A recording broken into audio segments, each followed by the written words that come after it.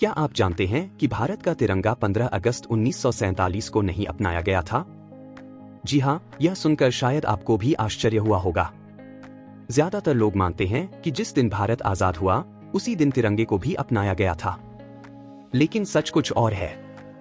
भारत के राष्ट्रीय ध्वज को 22 जुलाई 1947 को संविधान सभा ने आधिकारिक रूप से अपनाया था, यानी आजादी से पूरे 24 दिन पहले। आइए इसकी पूरी कहानी जानते हैं। तिरंगे का हर रंग हमें एक महत्वपूर्ण संदेश देता है। सबसे ऊपर का केसरिया रंग साहस, त्याग और बलिदान का प्रतीक है। यह हमें उन स्वतंत्रता सेनानियों की याद दिलाता है जिन्होंने देश के लिए अपना सब कुछ न्योछावर कर दिया।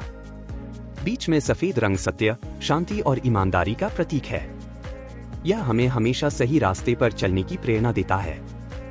और बीच में बना अशोक चक्र केवल एक डिजाइन नहीं है, इसकी 24 तीलियां हमें लगातार आगे बढ़ने और कभी न रुकने का संदेश देती हैं। सबसे नीचे हरा रंग विश्वास, समृद्धि और विकास का प्रतीक है। यह भारत की कृषि, प्रकृति और प्रगति को दर्शाता है। अब जानते हैं कि तिरंगे की शुरुआत कैसे हुई। साल 1921 में स्वतंत्रता सेनानी पिंगली वेंकैया ने भारतीय ध्वज का पहला प्रारंभिक डिजाइन तैयार किया।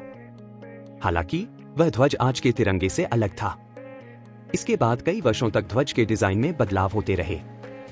फिर 1931 में केसरिया, सफेद और हरे रंग वाले तिरंगे को एक नया स्वरूप दिया गया। लेकिन अभी भी यह भारत का आधिकारिक राष्ट्रीय ध्वज नहीं था।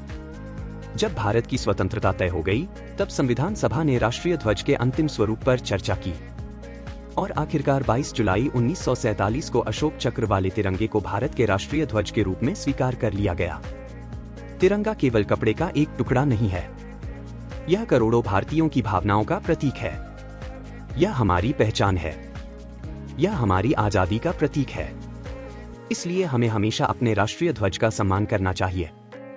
ध्यान रखें कि तिरंगे को कभी भी जमीन पर नहीं गिरने देना चाहिए और न ही उसका अनादर करना चाहिए।